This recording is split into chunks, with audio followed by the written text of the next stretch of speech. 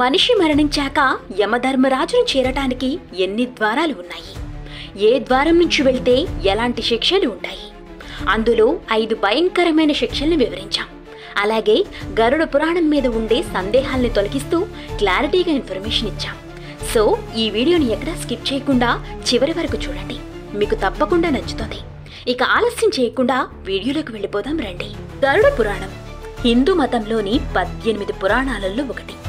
ఈ గ్రంథాలలో ముఖ్యంగా మృత్యువు, ఆత్మ ప్రయాణం, పాపపుణ్యాలకు సంబంధించి వివరాలు ఉన్నాయి. ఈ పురాణం ప్రకారం భూమిపైన మానవుడు నడిచిన తీరును బట్టి చనిపోయిన తర్వాత వారి స్థితి ఆధారపడి ఉంటుంది.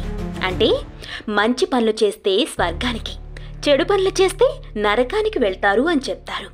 కానీ ఇది నిజంగా జరుగుతోందా? అసలు మృత్యువు తర్వాత ఏం జరుగుతుంది? ఇది మీకు తెలియాలి అంటే గరుడ పురాణం గురించి తెలుసుకుని తీరాలి.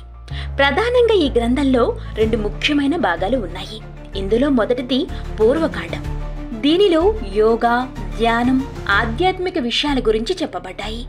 గరుడ పురాణంలో 2వ భాగం ఉత్తరకాండం.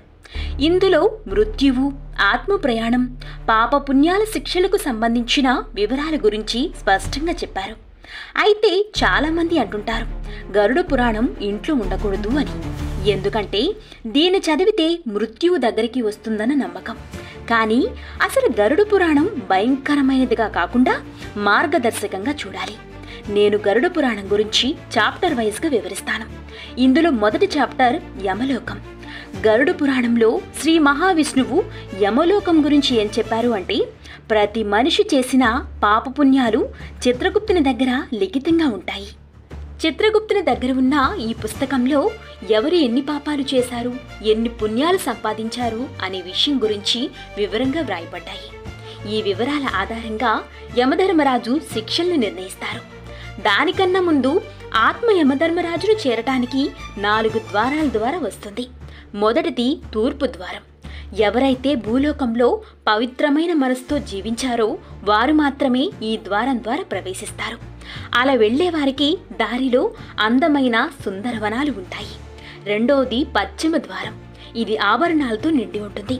ఈ ద్వారం నుంచి వచ్చేవాళ్లు ధ్యానం, ఆధ్యాత్మిక సాధన చేయడంలో తారాస్థాయికి నిలిచిన వారే ఉంటారు. వారు మాత్రమే ఈ ద్వారం గుండా వెళ్తారు. మూడోది ఉత్తర ద్వారం. ఈ ద్వారం నుంచి రావాలి అంటే ఖచ్చితంగా ధ్యానం చేసి ఉండాలి, ఆలయాలు తిరిగి పుణ్యం చేసి ఉండాలి.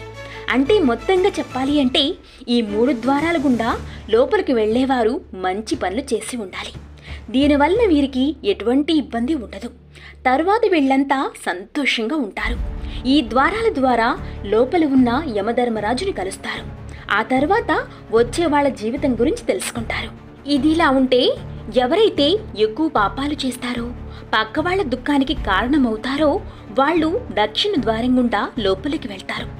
ఈ ద్వారం లోపల ఏముంటుంది అంటే అప్పటి వరకు వాళ్ళు చేసిన తప్పులు, పాపాల ఫలితం ఉంటుంది. ఎందుకంటే అక్కడ వాళ్లకు భయంకరమైన రూపంలో యమధర్మరాజు కలుస్తాడు. అక్కడే మానవులు చేసిన తప్పులకు శిక్షల్ని వేస్తారు. శిక్షలు మనిషి చేసిన పాపాలను బట్టి దాదాపు 28 లక్షల శిక్షలు ఉంటాయి. అంటే మనిషి చేసిన పాపాల తీవ్రతను బట్టి యమధర్మరాజు శిక్షల్ని నిర్వహిస్తారు. వాటిల్లో 5 భయంకరమైన శిక్షల గురించి చెప్తాము. మొదటిది కొరడా శిక్ష. ఎవరైతే వేరే వాళ్ల సంపదను అన్యాయంగా దోచుకుంటారో వాళ్ళకి కొరడా దెబ్బలు ఉంటాయి. ఈ శిక్ష అమలు చేస్తున్నప్పుడు వచ్చే ఆర్తనాదాలు వింటే నిద్ర కూడా పోలేమట. అతి భయంకరంగా ఉంటుంది. తల్లిదండ్రులను మోసం చేసే వారికి కూడా ఈ శిక్ష అమలు చేస్తారు. ఈ శిక్ష పూర్తయ్యేసరికి అతని దేహం నుంచి రక్తం మొత్తం బయటకు వస్తుంది. చివరికి స్పృహ కూడా కోల్పోతాడు. ఎప్పుడైతే అతను స్పృహలోకి వస్తాడో అప్పుడు మళ్లీ శిక్ష అమలు చేస్తారు. అంటే వేసిన శిక్ష పూర్తయ్యేంత వరకు కూడా శిక్ష అమల్లోనే ఉంటుంది. ఇక రెండో శిక్ష కుంభీపాకం. అంటే సలసలా మరుగుతున్న నూనెలో వేయించడం. ఎవరైతే పక్క వాళ్లను ఎప్పుడూ ఏదో ఒక రకంగా ఏడ్పిస్తూ ఉంటారో లేదా బాధ పెడుతూ ఉంటారో వాళ్ళకి ఈ శిక్ష ఉంటుంది. ఇక మూడో శిక్ష రౌరవం. అంటే పాములతో వీళ్ళని కరిపిస్తారు. ఎవరైతే మోసాలు చేస్తారో వాళ్ళకి ఈ శిక్ష ఉంటుంది. ప్రమాదకరమైన జంతువులు, కీటకాలతో కొరికించడం, కరిపించడం వంటివి ఈ శిక్షలో భాగాలు. ఇక 4వది అత్యంత భయంకరమైన శిక్ష, ప్రాణారోధం.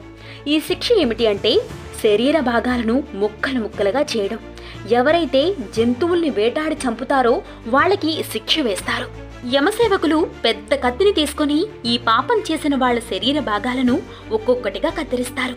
ఇక 5వ భయంకరమైన శిక్ష తప్తసురిమి. ఎవరైతే అక్రమ సంబంధాలను పెట్టుకుంటారో లేదా మోసాలు చేసి ఆడవాళ్ల శరీరాలతో ఆడుకుంటారో వాళ్ళకి ఈ శిక్ష ఉంటుంది. ఈ శిక్ష ఎలా ఉంటుంది అంటే మంటల్లో నెమ్మదిగా వాళ్ళని వేసి కాలుస్తూ ఉంటారు. దీన్ని బట్టి మనకు అర్థమైనది ఏమిటి అంటే ఎవరైతే ఎక్కువగా భూమిపై పాపాలు, తప్పులు చేస్తారో వాళ్ళకి ఖచ్చితంగా నరకంలో ఇలాంటి కఠినమైన శిక్షలు ఉంటాయి. ఇక గరుడ పురాణంలో 3వ చాప్టర్ మృత్యువు. పురాణాల ప్రకారం మనిషి చనిపోయిన తర్వాత శరీరం భూమిపైనే ఉండి ఆత్మ మాత్రం గాలిలో కలిసిపోతుంది. ఇలా ఆత్మ పైకొచ్చిన తరువాత ఆత్మ కళ్ళ ముందు లోకాలు, పరలోకాలు కనిపిస్తాయి. మనిషి చనిపోయేటప్పుడు ఒక రకమైన బాధను చూసి చనిపోతాడు. ఆ బాధ ఎలా ఉంటుంది అంటే అతను ఎన్నాళ్లు బ్రతుకుతాడో అన్నేళ్లు బాధని ఒక్కసారిగా తాను చనిపోయే ముందు అనుభవిస్తాడు. ఇలా మనిషి చనిపోయేటప్పుడు యమదూతలు తమ పక్కనే ఉంటారు. ఎటువంటి పరిస్థితుల్లోనైనా సరే ఆ యమదూత చనిపోయిన మనిషి ఆత్మను తీసుకుని వెళ్తాడు. ఒక్కోసారి సంకెళ్ళు వేసుకుని మరీ తీసుకుని వెళ్తారు. ఎందుకంటే కొన్నిసార్లు ఆత్మ శరీరాన్ని వదిలి రావటానికి ఇష్టపడదు.